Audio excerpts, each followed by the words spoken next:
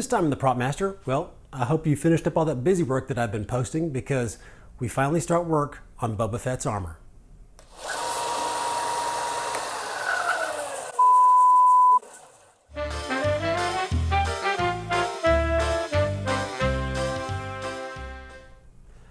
That's right, no more stalling.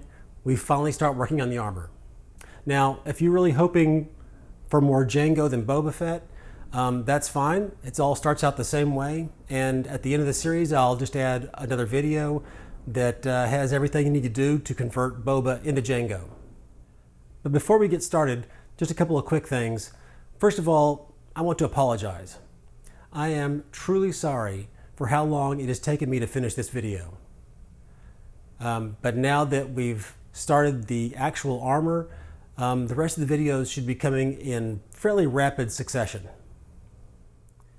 And finally, I have a favor to ask of you, and that is tell your friends, family, anybody who might be interested all about this channel. Go ahead and post it on social media, get a tattoo, whatever it takes, because if I'm going to spend as much time on this as I would like, I'm going to need to grow this channel quite a bit, and I can't really do that without your help. And now with all that out of the way, we've got a lot of work to do, so let's get started. Let's start out by talking about the foam we'll be using. You'll need something a bit thinner than we used for the helmet. I'm using this fitness foam mat. It's a little over 1/4 inch thick, or about 6 millimeters, and comes in a 4 foot by 8 foot sheet. I found this on sale at Academy Sports and Outdoors, but I've seen it at several other places. I'm sure you can also find it online. In fact, if you could find a large sheet of EVA foam online that's close to this thickness, say 1/4 to 1/3 of an inch, or I guess 5 to 7 millimeters, and is smooth on both sides, that would be ideal. Otherwise, just make sure at least one side is completely smooth. Whatever you use, it's probably going to come in a roll similar to this. So the first thing you're going to want to do, say the day before you plan on starting your project, is to unroll it and tack it down flat, preferably out in the sun on a hot day. Just make sure no one's going to walk on it. And make sure the smooth side is facing up so that you don't get any marks molded into it. This is going to save you from the frustration of dealing with foam that is constantly trying to curl up on you while you're trying to work with it. Okay, so while your foam mat is flattening out in the hot sun, you want to go ahead and print out the part of the pattern that is the front chest armor. There's 3 pieces. There's the neck piece, there's the 2 chest pieces, and then there's the ab piece. They're actually just in half, they're half of it. So I've taken a large piece of paper. You could also use poster board or cardboard or whatever you have. You're just going to want to make sure you have enough of it to do this a couple of times. So all I did was I took a straight edge and I marked a straight line down the middle of it, and then I used that to take my pattern pieces, line that up with the straight line, trace it out, flip it over, line that side up with the straight line, trace that out. Same thing with the chest pieces. You always want to start off with this neck piece here, and then take your chest pieces, and I used a gap of about 3/8 of an inch or 9.5 millimeters, and just leave that much of a gap. And I went about between a 1/16 and an 1/8 of an inch from the center line, just so there's a little bit of a gap there. And go ahead and trace that out, flip it out, do the same distance from the center line and the same distance from the neck piece. Draw that out, and then for the ab, going back to the center line, I moved it down that same 9.5 millimeters or 3/8 of an inch down from this center piece here, drew that one out, flipped it over. You can't really see it. Flipped it over, did that half, and then cut it out. You're not trying to cut out the individual pieces. You just want to cut out the basic. You just want to cut out the basic outline of all the pieces together. So don't worry about getting all this stuff inside. Just, you know, the outside outline of all the pieces together. And this is going to be what you're trying to do here is you're trying to figure out what size to print out your pattern. So next, take your body form. Mine has seen better days, obviously.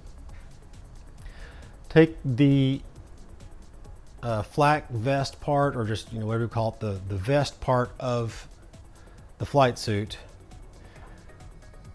And yours will not have all this brass work on it. This was stuff that I did working on the prototype, and I would not suggest doing it this way. So more about that when we get to it.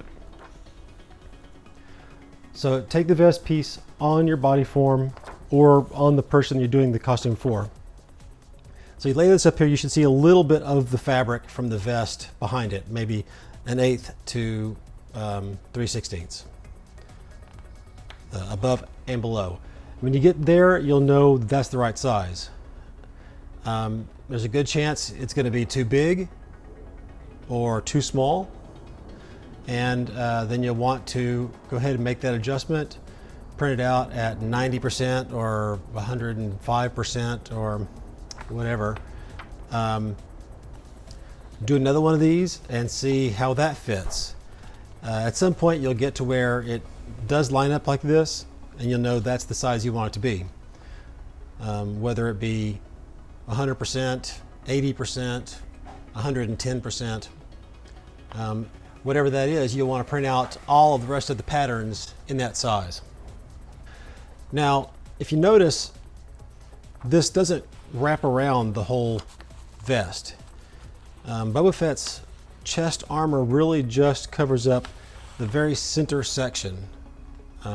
It doesn't wrap around, it doesn't cover up anywhere near the whole chest. I guess the point being, this is just extra armor, and the vest itself is supposed to be a armored weave, the flexible armor. So don't worry about if this, you know, there's a lot of material out to the sides. If you really feel like it needs to be wider or narrower, then I would go ahead and print out your pattern at the size where it lines up and down. And then from there, so here's a sample. Go ahead and just, if you're trying to make it wider, just extend, get a straight edge and extend these lines out however far you want to go, top and bottom. In this case, it's a 1/2 inch. Make another measurement here at a 1/2 inch and make a mark. Same here, you know, out a 1/2 inch, make a mark. And then you can connect those lines and then just freehand in the same shape here as you've got right there. You don't want to change the inside part because that will affect all of the other pieces. The same thing if you're making it narrower than it should be, just measure in and do that same thing but on the other side of the line instead of the outside of the line. But all in all, I would suggest leaving it the same proportion. So once you have this the right size, you'll know what percentage to print out all of the armor. Once you've printed out and then cut out all of your pieces, you can assemble them into the actual pieces of the template. This is not all of the pieces, but this is enough that I can show you what you need to do. All of the different pieces are labeled, you know, what they are: back armor, knee armor, the codpiece, that kind of stuff. And then they'll have letters on them on different sides. You just line the letters up. So A goes to A, E goes to E, D goes to D, and so on. Tape them together, And you'll notice that they're also going to have some lines that are not labeled or anything, they're just there. Those are lines that you're going to want to transfer onto the foam to show where various other pieces go, basically. So in this case, I've assembled the A part to the A part, the B part to the B part, but then I've also cut out these lines here and then just quickly taped them together. That way I can draw the outline, but then I can, peel this up and draw the line there. Flip this over. Now I've got this, where I can draw this line here. Or you may even have to take the tape off in some cases. That way you can transfer these lines onto the foam. In this case, I basically just taped this section on down here where there's a nice straight line here. That way it's easy to flip over and I can draw that curve in here. From there, and I can show this back on the foam as well, I'll just connect that point to that point on the line and draw a line there to get that line onto there. So once you have all your pieces put together and we'll cut out and then tape together, then you can go ahead and transfer them onto the foam piece that is now nice and flat. Once you get your pieces cut out and then taped together, you can go ahead and transfer the pattern onto your piece of foam. Try to keep everything as close together so you're using the least amount of foam as possible. Now, for the parts where there are still letters that are not attached to other pieces of the pattern yet, this is mostly going to be around the codpiece and belt. Make sure that you go ahead and label those like we have here. Go ahead and transfer the labels, the letters, onto your foam that were on the pattern. I also went ahead and left the lines that I used to put the pattern together. That's going to help you later on when you start assembling these three pieces to make the codpiece. That includes the center point of all three pieces. If you notice down at the knee areas, the knee pads, I do have all of those lines for the different pieces transferred onto the foam. And just, keep everything labeled as well as you can. You don't have to label everything because you can pretty much keep track of it. But anything that you think you might lose track of or forget what you're doing, make sure you go ahead and label it. Now, I've left a couple of things to do here still so you can see me do it. I need to go ahead and transfer these lines here. I have them on this side, but I need to go ahead and do it on this side. And I need to go ahead and do this other shoulder pad. So let's go ahead and do that real quick. So I've already done the outline and I've gone ahead and transferred this area here for the straps to come out. And really all I'm doing at this point is going to do these lines right here. Now these lines are going to show me what part of the back of the armor needs to stay flat. Everything else is going to curve. So I can go ahead and fold this back out of the way. Now when I printed these pieces out, I printed them out onto cardstock. So not just regular laser paper or inkjet paper. You want to go ahead and put it on something thick. So this was all 4 pieces of cardstock that cut out and then taped the 4 pieces together. Then cut out this part, taped it back on just in this straight edge section right here so that it would fold over easy. Then I could use it to do my outline, flip it over, do the other outline, and now I'm going back and doing this part. So also, if you'll notice, I've tacked everything down with these little straight pins. That's one of the great things about working with foam is you can kind of tack everything down with a pin and it's fine. These straight pins are great for that. I would not suggest using thumbtacks or something like that because they're thick enough that when you heat this foam up, there's a possibility that those holes will actually expand, and you don't want that. I can now go in with a straight edge and just connect these 2 points to get this section here.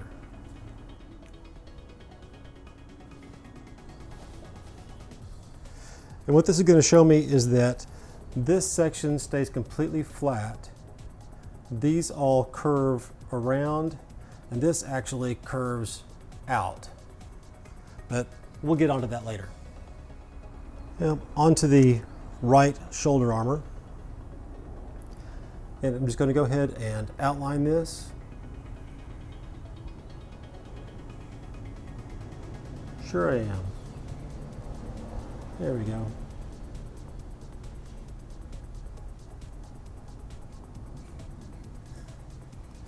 If you've been watching many of my other videos, you know this is the part where I blame everything on filming.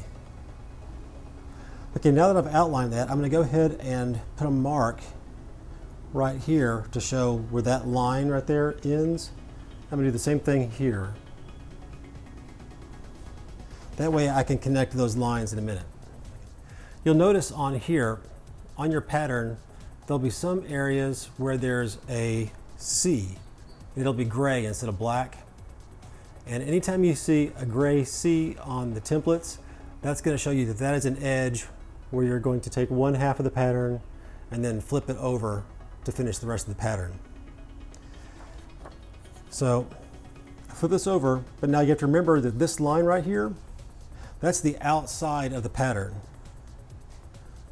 So I don't want to line this up with the outside of that line. I want to go all the way to where it lines up with the very inside of that line. So it completely covers up that line.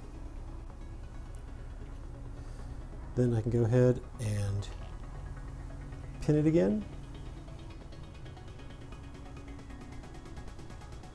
You don't have to pin it, you can just hold it in place, but pinning it makes it easy. Do the same thing, just going to outline it. I don't have to worry about putting that center line there again. So it's really just this part. Transfer my line again, right there, and right there.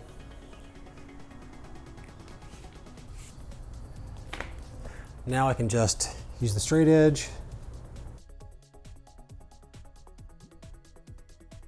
And what these lines are going to tell me later on is the part of the shoulder pad that I want to be fairly flat. And then the rest of it will curve sharper. Now that we have everything outlined, you want to go ahead and cut your foam right across near the bottom of your patterns so that you have a fairly tight piece of foam that has all of your pattern in it. You don't want to get any more extra foam than you need to. Once you have your piece of foam cut out, go ahead and flip it over so that the pattern side is facing up. And what you want to do at this point is to sand all of this pattern away. You're going to want to use a random orbital sander for that.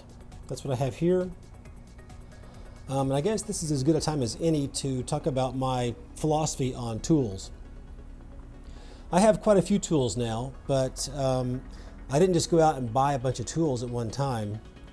My philosophy is basically that I don't buy a tool until I need it. And then once I need a tool, I go out and I buy the best tool that I can afford to buy. That way I'll have it forever. And that's how over the years I've accumulated a pretty good workshop full of tools. I also understand that there's times There have been times in my life when I couldn't afford tools, or I didn't have room to store tools, things like that. So I understand that there are going to be some of you out there that don't have a random orbital sander and aren't going to go out and get one. And if you are going to get one, you're not going to buy the best one you can get. And that's fine. That's why I try to always give you alternatives on how to do things. In this case, however, I think if you're not going to use a random orbital sander, I would go ahead and just skip this part of the project, and then we can deal with that pattern a different way later on in the process. Also, if you do want to go ahead and get one, but you don't want to buy the best one, I've seen random orbital sanders at Harbor Freight or Walmart or other discount places. You can get them pretty cheap. They don't have to be the best quality in the world if you're only going to use them once or twice. But when you get to a point when you can buy it and have a place to store it, then I would definitely suggest buying quality tool. That way, you can buy it once and have it for the rest of your life. We're about to generate a lot of dust here, so let's go ahead and get the dust mask. And I've got a hat to kind of keep some of this out of my hair. I'm going to go ahead and start sanding.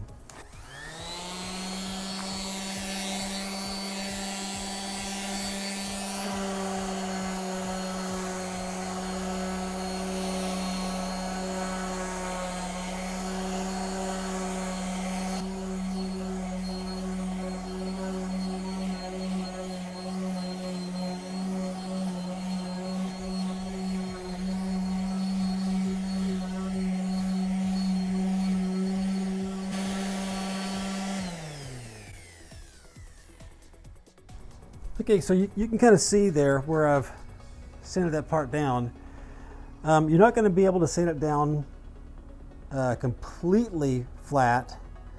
There's going to be some signs of the pattern left over, but you want to sand it until the little space in between the texture, you can tell if that's also been sanded. And unfortunately, that means you can't push down real hard with this, otherwise you'll just flatten the top part of the pattern down and sand this part in between. So just give light pressure. You can angle the sander. If you move this direction, you can kind of lift that part of the sander a little bit. That will speed things up a little bit. And when you go this way, raise the front part. That will speed up the process a little bit.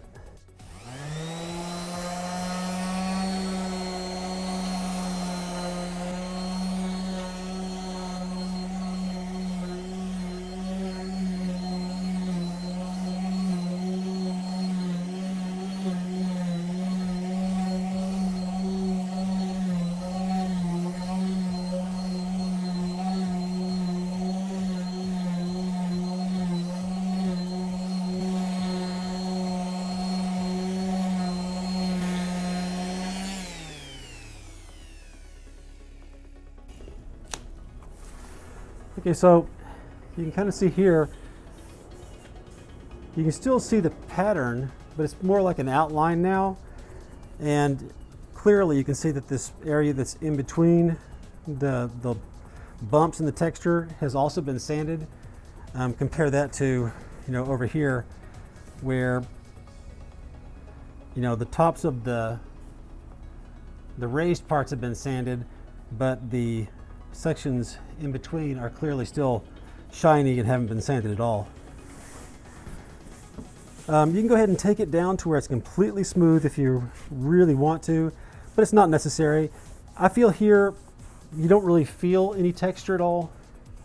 I can see this little outlines, but to the touch there's no texture, and it's not going to be visible on the back side of the foam. We're just trying to avoid situations where you can see this edge and get this kind of a jagged shape. So I've got quite a bit more foam to sand, so I better get back to it.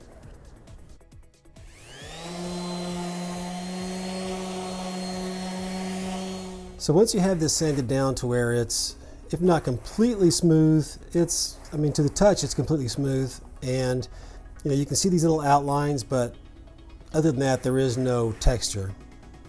Once you get all that done, you're ready to go ahead and start cutting the pieces out. So I don't really have a work table large enough for this whole piece of foam.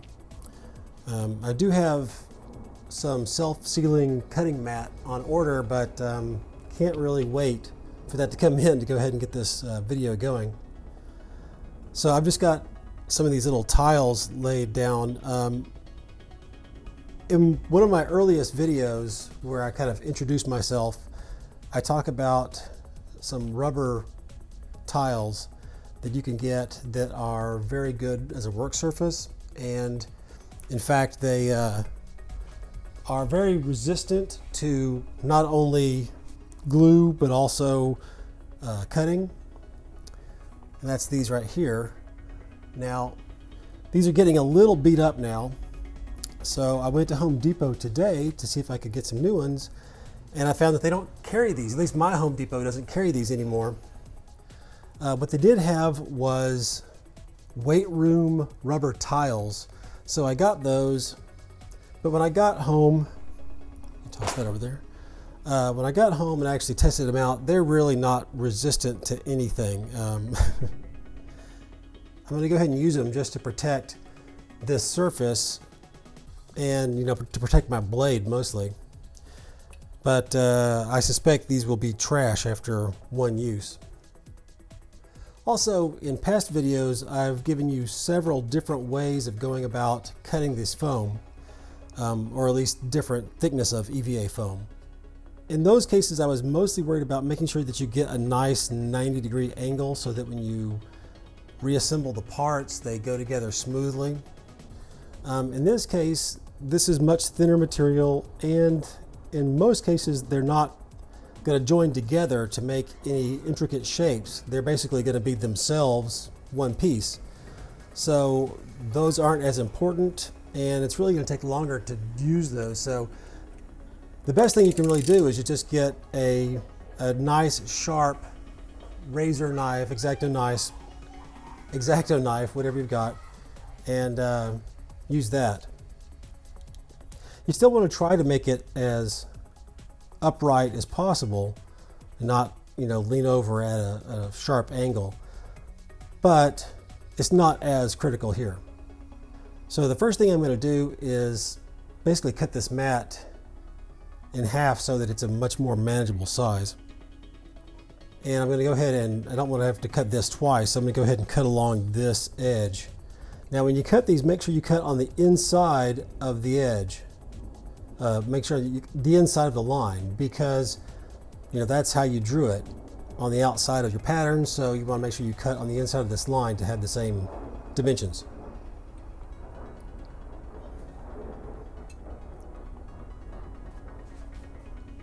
It'll really kind of be where the camera is, but I can make this work. And I'm using a very exaggerated angle here so that it slices through the foam instead of just pushing through the foam. And staying on the inside of that line as best I can.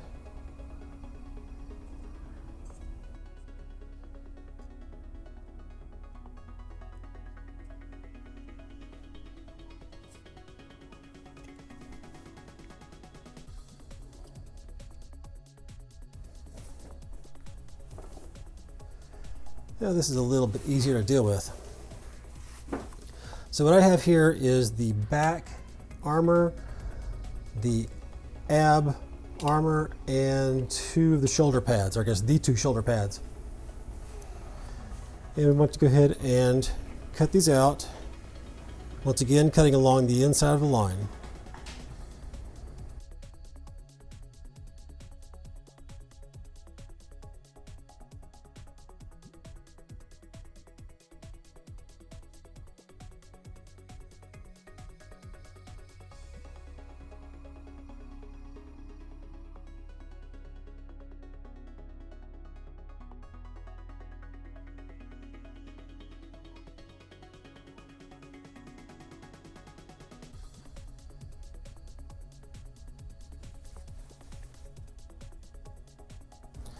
Once again, because you're not assembling these edges together to make a more complicated shape, it doesn't have to be as smooth or as precise. You just want to get it, so that it'll look good, but there's no reason why you can't smooth up the edge later.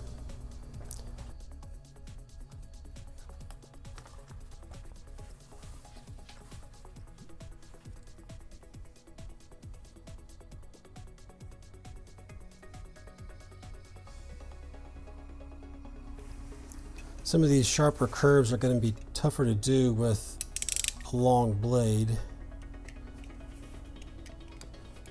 So just do your best. You can go back later and smooth out what you can, or what you need to, I should say.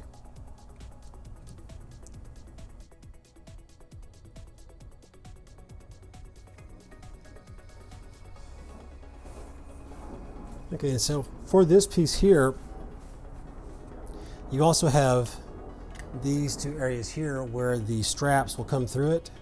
And I'm going to go ahead and cut those as well. Just take a straight edge.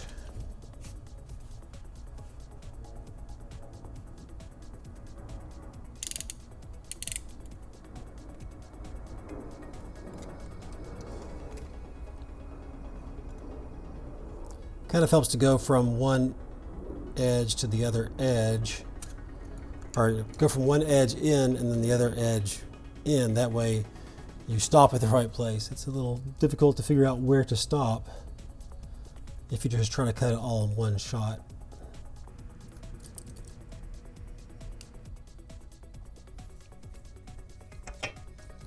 Now once you have those two cut, it's a little bit easier. You'll definitely be able to feel the stopping point.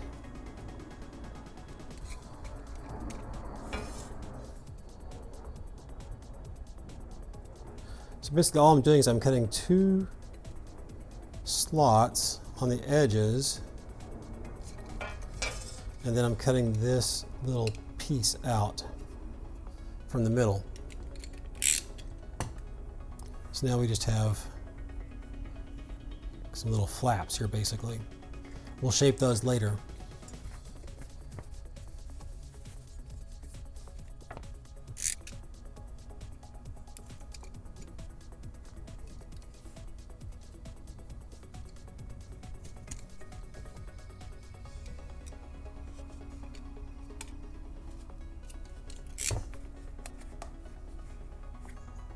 Okay, so here is the piece for the back armor. We can go ahead and cut out the rest of this. In areas where you've got straight areas that you need to keep straight, there's no reason not to use a straight edge. You can freehand it, but it's just easier and faster to use the straight edge. Well, it might be easier and faster to just freehand it, but if you want to make sure that it's straight, it's easier and faster to use a straight edge.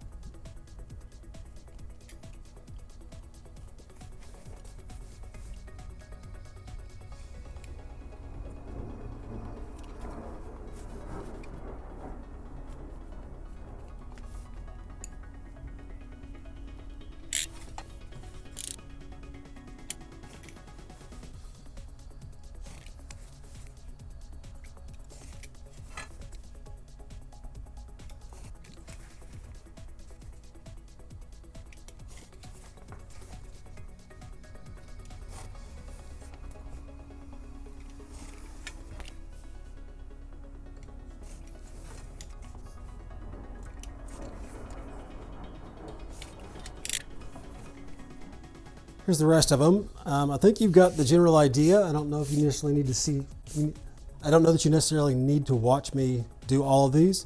Just remember that, in these pieces here where there's, right and left, treat that as one piece. Don't cut out the individual pieces. These, on the other hand, of course, the the chest pieces, those are two separate pieces. And when you put your pattern down, make sure that you put these little pieces in. They're on the pattern, but they only go on the left side. And I'm going to go ahead and cut these out, and I'll be back in a minute. Once you have all of your pieces cut out, you can go ahead and start assembling the more complicated parts. That's going to be the cod piece and the knee pads. Now the first thing, this is the cod piece. You have three pieces here. You have the base, you have the top, and then you have this side piece that kind of attaches between the bottom end of this and this.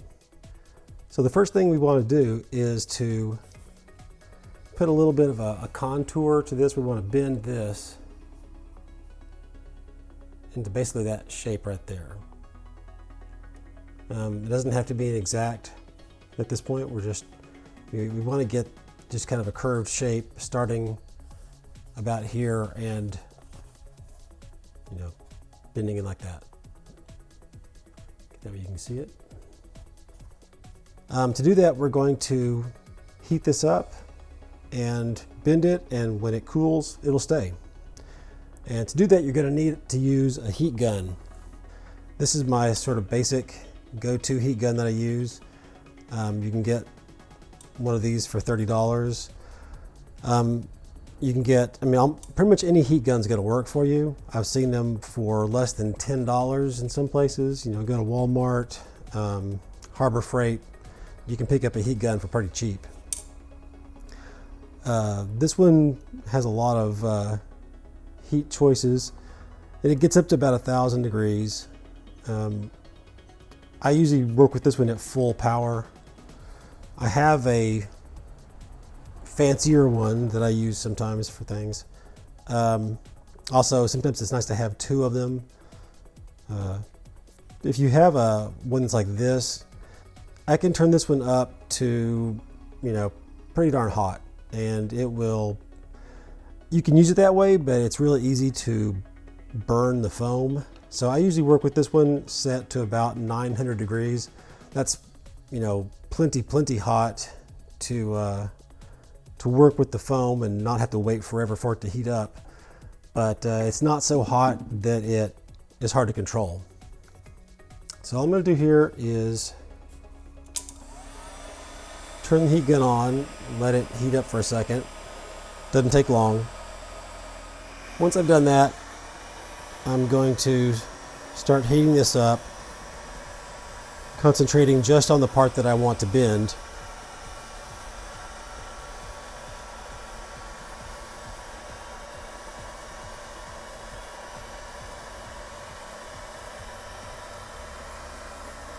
And it will begin to change colors. It's going to get a little bit darker. You can see in this area here where it's starting to get darker. You don't want it to get much darker than that, because as if it gets too hot, it leaves kind of a texture to it. So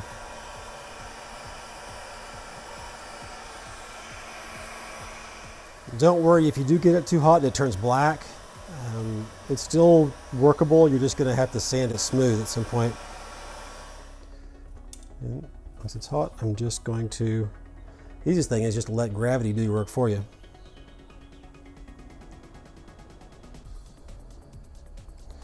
I want to get just a little bit more curve to it.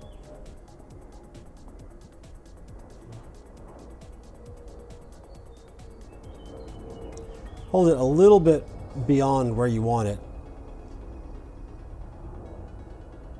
and it'll kind of spring back into shape.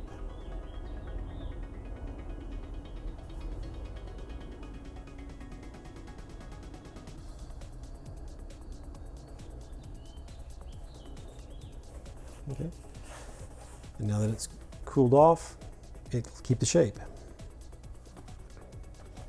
So that's step one. Do be careful with where you set your heat gun down, because it's probably still hot and it can burn things or melt things. So the next step is we're going to glue this top piece onto the base, lining it up And we have the center line here and we have a center line there. So make sure those line up. We want to be flush at the top. And the little side lines, the little lines we drew here, also help line that up. And we'll just glue it like that, but we're only going to glue up to this line right here. I don't want to glue any of this down here yet. So to do that, we're going to use barge cement. Those of you who are familiar with my earlier videos about the Sabine Wren helmet and the Boba Fett helmet will be very familiar with barge cement. This is my go-to glue for gluing foam and gluing a lot of other things as well. It's extremely strong. It's what they use to make shoes. But not only is it strong, but it's also very flexible. So it's going to stretch before it breaks. A lot of people like to use super glue or CA glue, cyanoacrylate glue, for working with foam, and it works great in a lot of things. In fact, it'd probably work just fine here. The only problem I have with it is that it's a bit more brittle. That's not really going to be an issue here, but you never know. The CA glue is fine, but I like the barge cement. It's a little bit more rugged, but it does take a lot longer to work with. So barge cement is a contact cement. So basically we're going to put this on the bottom half of this, or the bottom side of this, down to this point here, and we're going to do it, put a coat of it on here up to where this bend is. And because this is foam and porous, we're going to put a very thin coat on. We're going to let it dry for about 10 minutes. Then we'll put a second coat on both of those. Let that dry for 10 minutes. And then once we touch the two together, they will be very permanently stuck together. The barge cement comes with a little applicator brush.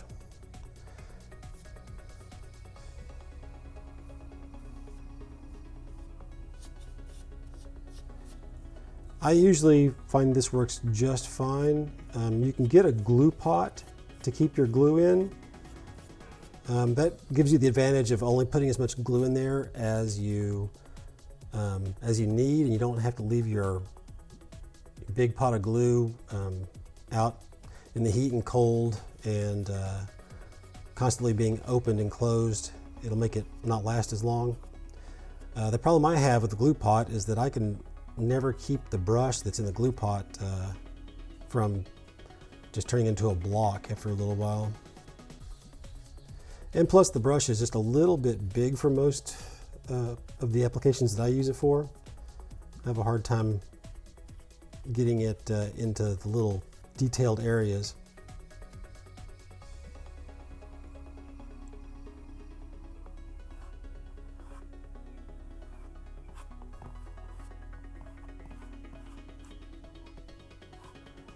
Try to stay in the area with the lines so you just don't have anything else you have to clean up.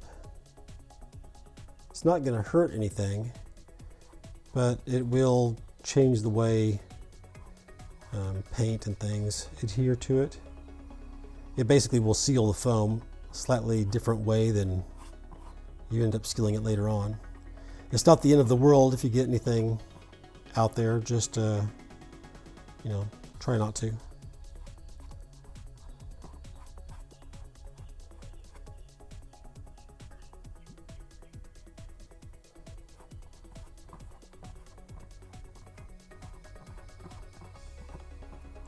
Try to get as even a coat as you can.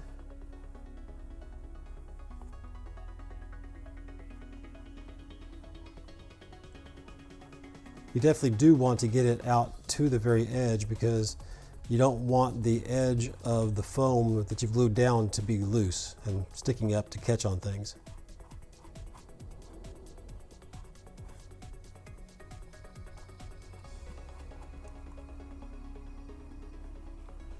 What else is nice is just take a little scrap piece of foam You can use that to smooth the glue out. You don't have to do this. It's just you just want to make sure you get a nice even coat so that it dries roughly the same. You don't want it to be dry everywhere and then you've got a big glob of it in the middle that doesn't really dry. That will not give you a secure surface, or that will not be glued securely. So I'm going to wait 10 minutes and we'll come back and put a second coat on. It's also helpful to wear gloves, that way you don't have glue all over your hands. Also, if you're familiar with my other videos, you'll know that I'm notoriously forgetting to put my gloves on. It's been 10 minutes. It's completely dry, so we probably could get away with a lot less than 10 minutes. So we'll put on a second coat. This time I'm going to remember and put on my gloves.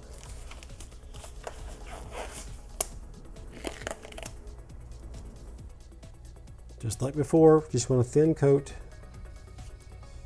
over that same area.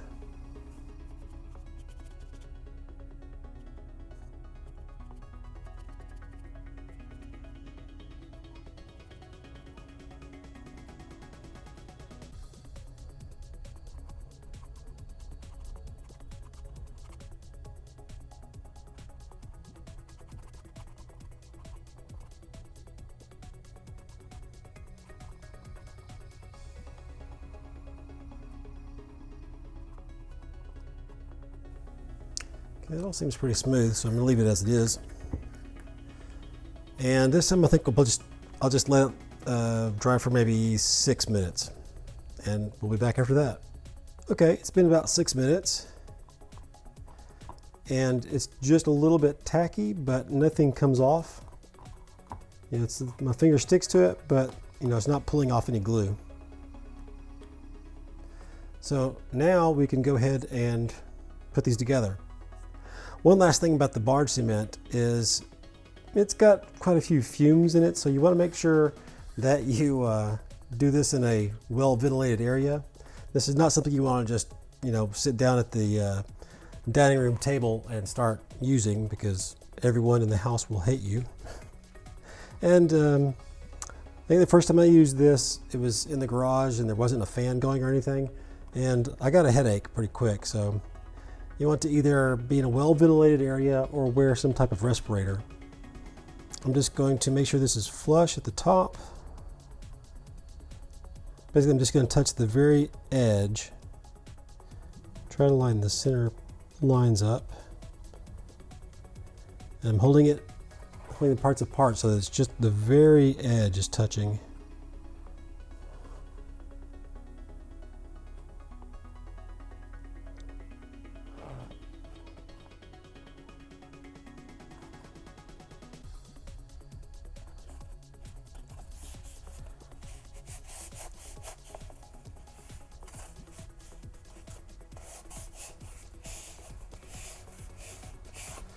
Okay, that is very well attached now. This part is straight, this part's curved, so now we need just to attach those together. So to attach the side piece onto here, we're going to put a very thin strip of barge cement along the back side, along this top edge, and in fact all edges. The same thing, it's going to be about 1/4 to 1/3 of an inch thick, so maybe around 6 millimeters.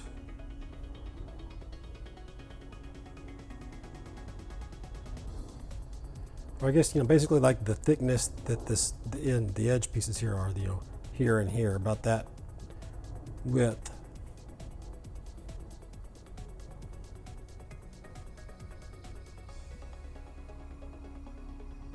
It's okay if you get a little wider than that.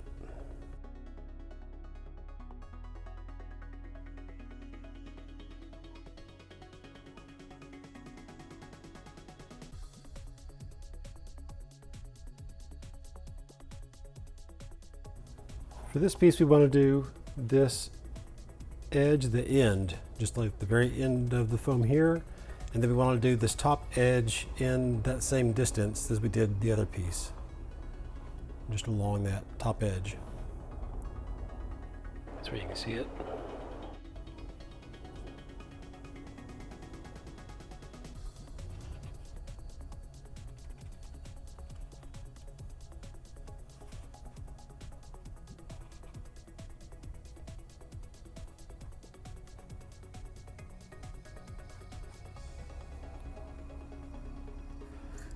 Okay, wait about 6 minutes and we'll come back for the second coat. It's been 6 minutes, so we're ready to put on the second coat.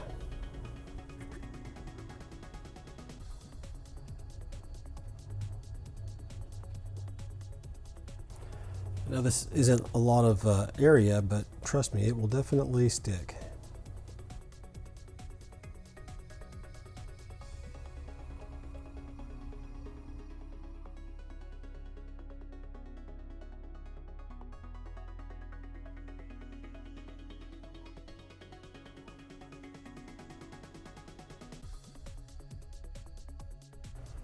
Okay, wait another 6 minutes and then we can put this together. Okay, we're back and everything looks good, so let's go ahead and put this on. You've got the center line here and a center line there, so that's where we want to start. Just line those up, make sure that this is flush with the top there.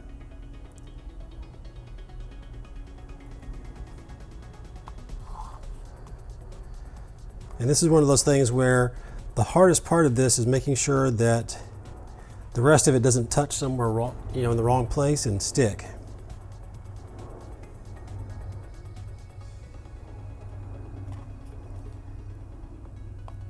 And you just kind of want to walk this in.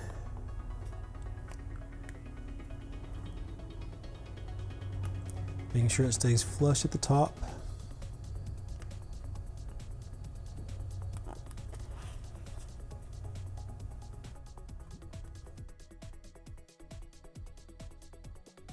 And once we have that top part, we can go ahead and line these two pieces up. We want to make sure that this tip and this tip line up perfectly.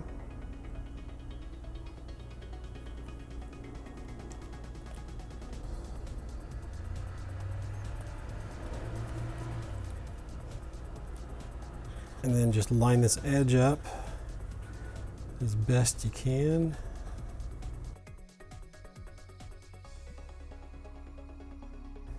Now as you get up here, it's not really going to want to stick for you, because up here this piece kind of twists because it's attached on the same side against this edge and this edge, so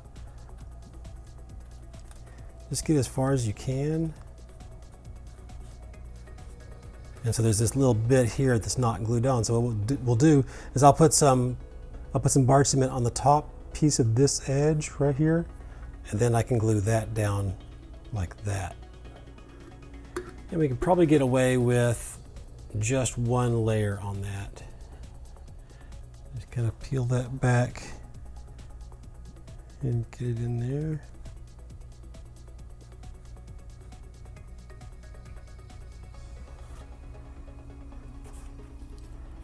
It obviously would have been better to glue this on before, or not glue it on, but to put the glue on this one edge before, but I forgot all about that until just now.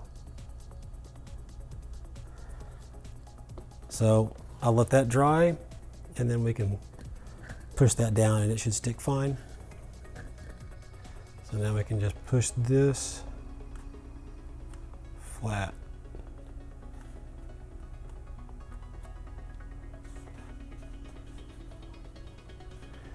So basically when you do it, you're going to want to do the inside edge like we did, but also do the actual forward edge of this little forward edge of the side piece, just that forward edge, just for that little piece that sticks out here. I'm having a hard time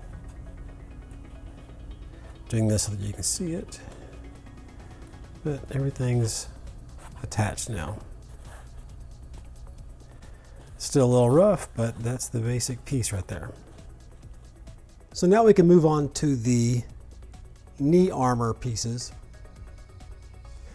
I've got them left and right here. Here's the pattern, and the part that you want now is this part here. In fact, I can take these and move them off to the side. So I have this piece of my pattern here, and right now what I want to do is switch from this material that I have been using, this mat here, and I'm going to go back to the EVA foam tiles that you're probably more accustomed to seeing. It's hard to show them here like this, but they're 2 foot by 2 foot square. They're about a ½ an inch thick, or about 1 centimeter thick. And this is what you're going to find in most stores where you see this kind of tiles. The big box hardware stores, the home stores like Home Depot and Lowe's, the home store, as well as pretty much any hardware store, True Value stores, Harbor Freight, wherever you are in the world. There's a good chance if you find a hardware store, they're going to carry a tile, an EVA foam tile, very similar to this. It may be gray like this, or it may be colored. I've noticed the colored ones usually have more of a textile, basket weave kind of a pattern to them. If it's colored, that's fine. Gray, it's fine. A lot of them now you'll find will actually have stone patterns printed onto them, or wood grain patterns printed onto them. As long as one side of it is flat and is smooth, that's the important thing. You don't want it to have texture on both sides. So it doesn't matter what's printed on it or what color it is, as long as one side of it is smooth, you're good to go. This is just a small scrap of that. It's a little bit easier to deal with. And I've already transferred my pattern onto it. You want to do a left and right, one of them left and right that is just the outline of the whole piece. And then you want to do a second one, both left and right, where you show the 2 individual parts. So basically this line that goes in between them. And before you do anything else, you're going to want to go ahead and take the pattern off the back of this, just like we did with the larger piece before. Unfortunately, there's no way to really get around this one. You're going to have to do it. So if you didn't do it last time, you're still going to have to do it this time, but it's a much smaller area. So you can use your sanding sticks or whatever sanding equipment you have. So let me go ahead and take this pattern off the back here, and we'll get on to cutting these out. Okay, so I've finished sanding the back of this. So, here's what it looked like before, and there's after sanding. And we need to go ahead and cut these parts out. If you have a thinner version of this knife, it will make things easier at this point, because we're going to be cutting, all these little curves, and it's hard to do those curves with this big thick blade. So you want to just go ahead and cut these out, cut on the inside of the line. At this point, don't worry about these lines here. You just want to cut around the outside of all 4 of these pieces. Doesn't have to be perfect, just get it as close as you can.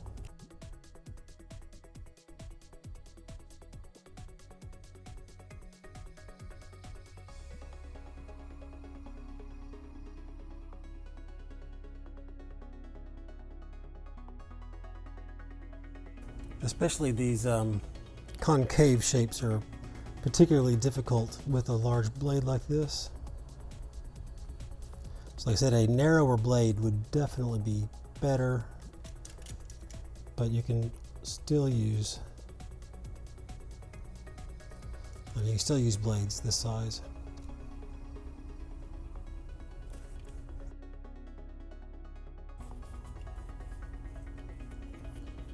So there's one. Let me go ahead and do the rest of them and we'll go on to the next step. Okay, so here are all the pieces for the knee armor. And we're going to glue here, and we'll glue the back side of the top piece in both cases. And this one's going to get glued top and bottom, so it's going to be a little bit more difficult to deal with, but I guess we'll go ahead and glue the bottom of it first. So for the first sealing coat, we're going to go ahead and do all 6 of these. And on this part, you're only going to want to do this part on the outside of this line here. You don't have to worry about that.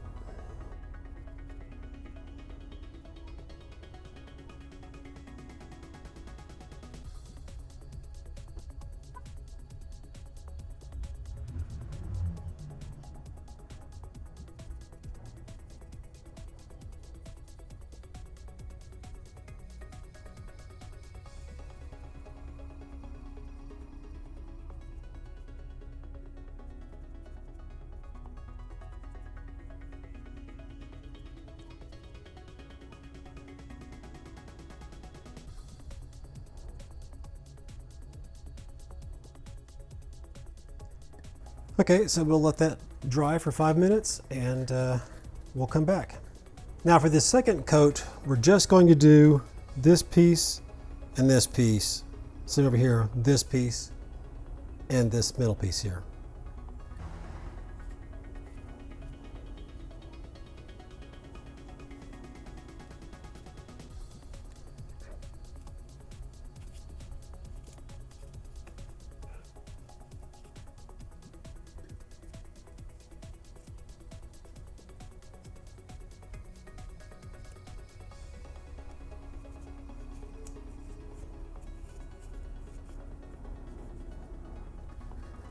Okay, 5 more minutes. Okay, now we can go ahead and put this first one on. The important part is you want to make sure that this edge lines up with this line.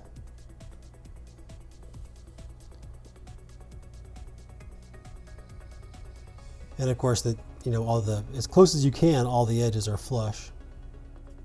If you're a little bit off, that's absolutely fine.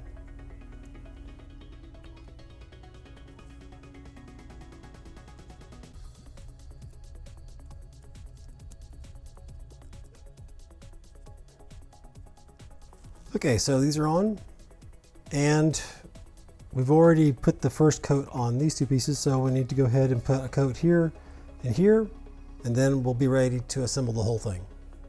Okay, since the last time we were on, I've done an extra coat here and here, and then waited 5 minutes, and then did a coat in all 4 pieces, and waited 5 minutes.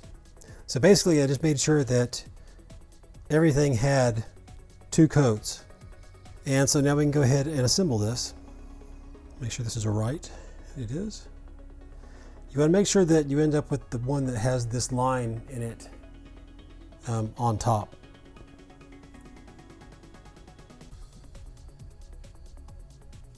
Just line it up as best you can. I'm going to have to give it a little extra effort to make sure these little tips, these little pieces here line up. What you don't want is to have 2 separate little pieces here at different angles.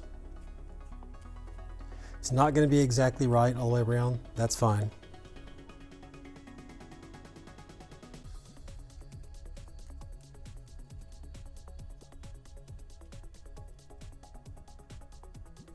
Okay, we're done with that part. Okay, now that we have that done, there's one last piece we need for these knee pads. And I have my pattern here, and I'm just going to trace out this middle section, Sure, yeah, sure I am. Okay, and then when you get to this part where it curves, you just want to kind of sort of project that up toward the top. And then go across until it's, you know, even with this part, and stop. And then you can just fill in the gap. Do the same thing for this one.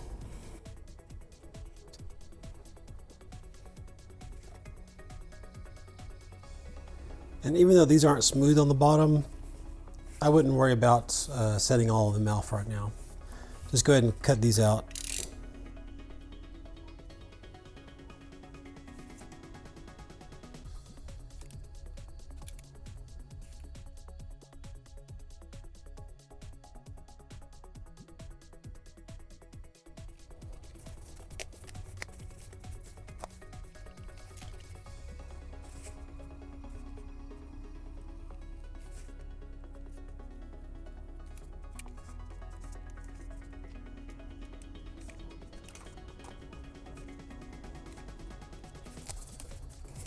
I think my blade's starting to get a little bit dull.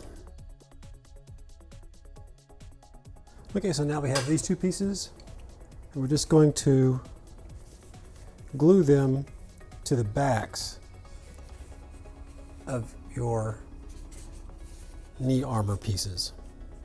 2 layers of glue here, 2 layers of glue here,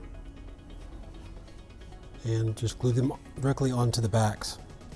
Do that for both knee pieces, and then we'll be ready for the next step. We've done 2 coats of glue on all 4 areas, so we can go ahead and put these together. The most important part on these now is to make sure that the bottoms line up flush.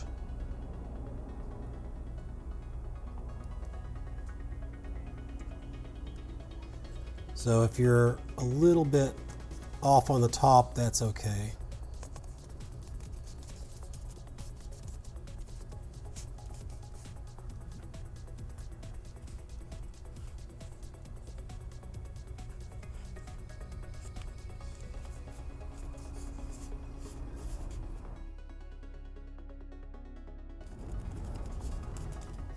Now we can get on with the process of turning this kind of floppy thing into this. But first, an update. While I was making this one, I remembered a few things that I had forgotten since I made the original prototype, which this is the first thing that I prototyped before, and that was about 4 months ago, and so I had forgotten a few things. First and most important is that piece of foam that we just glued to the back of this. Don't make that out of the 1/2 inch thick EVA foam tiles. Make it out of the same foam that this was cut out of. That it's like roughly a 1/4 of an inch thick, and so you know the same foam you used to make this. Cut that shape out of that same material and glue it to the back. Second of all, after you do that, you're going to want to, actually before you actually glue it on there, cut 1 inch of it off the top so that it's actually 1 inch shorter than this actual piece. And then you can go ahead and glue it on. I had to go through a fairly elaborate process to get this down to the same thickness as it would be. So those are the 2 things. Use this same kind of foam, this thinner foam, and after you cut it out, cut the top inch of it off so that there's this gap. You can kind of see it there. Now that we have all the parts assembled, we can go ahead and start shaping everything. But before we do that, I wanted to go ahead and show you how to the process and how to make a sanding stick, which is probably the most common way to sand EVA foam like this. These are just, you know, paint stir sticks. These came from Home Depot. You want the ones that are fairly solid. I've seen some that are almost made of balsa wood, and I think they would break pretty easily. These are, I mean, they're not, hardwood by any means, but they're rigid enough that you could stir paint with them. So I have 3 of those. I would really only need 3 sheets of paper, sandpaper, but I'm kind of doing a test to see what kind of sandpaper might work a little bit better. So I have, in the same basic grits, I have 2 different kinds here. I'm going to use this Super 77. It's just a spray adhesive.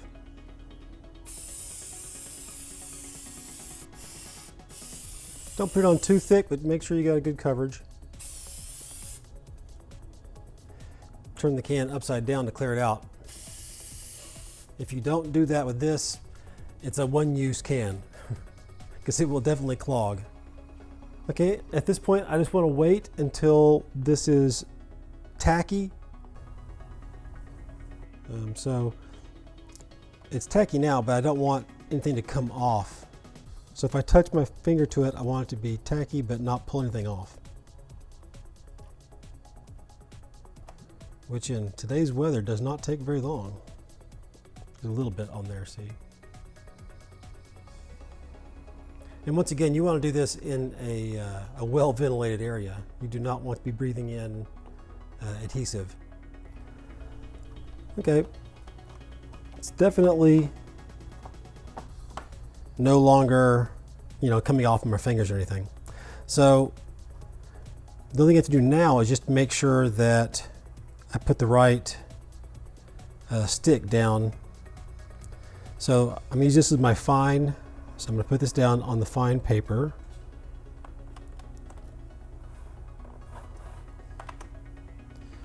This is my medium. I'm going to put it down over here.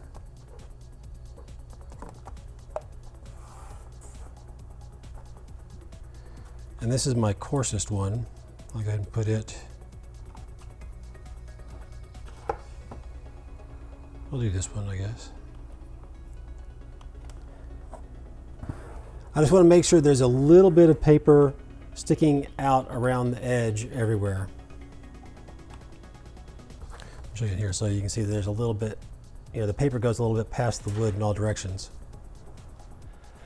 Just going to take an X-Acto knife with an older blade. Definitely not the best thing for your newest, best blades.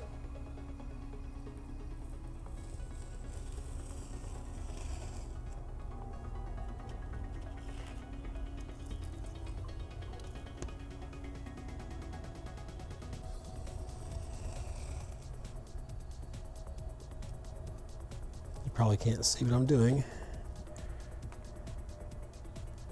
So there's one.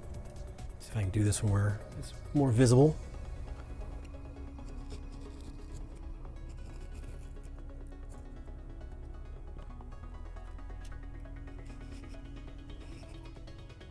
And it's as simple as that.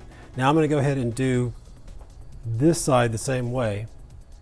And as easy as that, here are my 3 sanding sticks, and we can get on with shaping the pieces now. Okay, before we start sanding this, I noticed that in this little spot right here where, if you can see back behind there, you can see that doesn't really attach very well, this little edge right there. So we definitely want that to be attached firmly. So this is a great time for the super glue.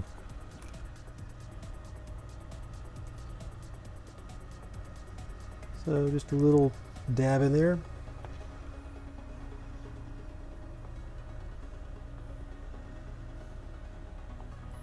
See if there's any other spots.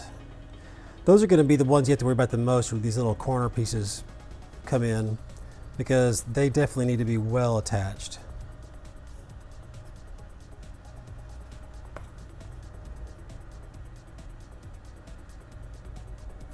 I'm just going to hold that until it sets. Okay, so now we can actually get on to sanding this down. And in order to do that, you're going to need your pattern again, or at least this much of it. So just take your piece of the pattern and line it up. If you're having a hard time lining this up in a way that makes sense, you can always use this part of the pattern. It should be a little bit easier to line up just because there's a lot more of it. It's just whatever works the best for you. Get that lined up. So go ahead and trace your line here. And we want to go ahead and shape this piece so that we're putting a bevel in here that starts at this line and then bevels down to this bottom edge. And we can do that with the sanding sticks we just made. So start off with your coarsest sanding stick. And basically, you know what, I'm going to reposition the camera real quick. So just take your sanding stick and hold this securely. And I find that pulling it is just a little bit easier.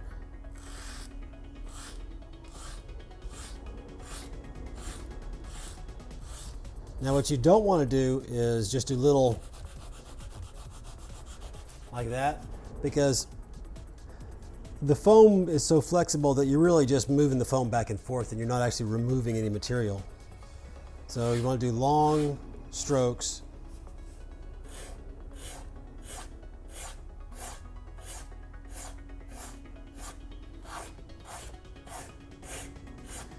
You can push if you're more comfortable with that, or you know, the main thing you want to do is make sure you're doing long strokes. That's what's going to actually remove the foam.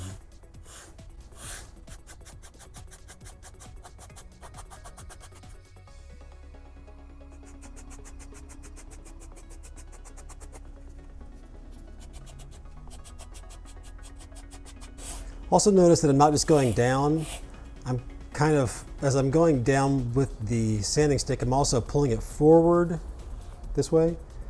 That just helps everything to stay a little bit rounder. You're not trying to put any flat spots in here. And you want to do it until you're all the way down to this edge. It's hard to see because I ended up having to put a little bit of black foam to make up the width there.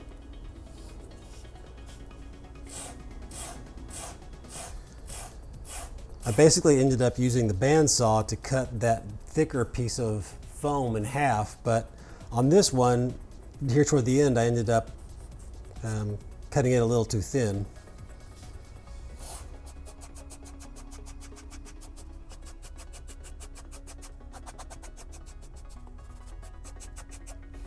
And once you have that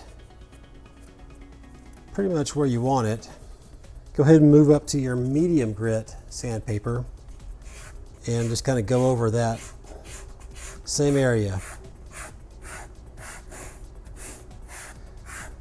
So you're basically, you're removing material with the coarse one, and then the next two, you're basically just undoing the damage that you did with that coarse sanding stick. I'm trying to get rid of all these kind of scratches that are down there. And if you accidentally do like I just did, I just ran my stick up here and I made a little scratch. Don't worry about that. Assuming we can't get it out later, but I'm 99% sure we can. This is Boba Fett's armor. It's going to have more scratches and dings and dents than you can imagine.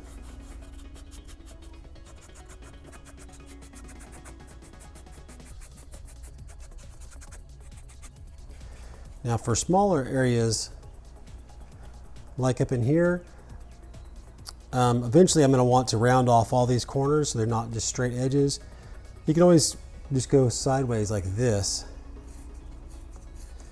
It's not going to remove as much material because you're just moving the foam for short distance, but there's really no other way to do it with the sanding stick.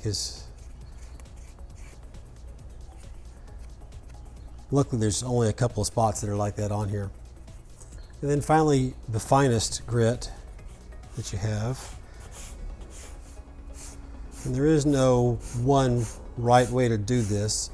So just whatever's comfortable with you, if it's holding it in your hand or if it's putting it on the table or just whatever works for you.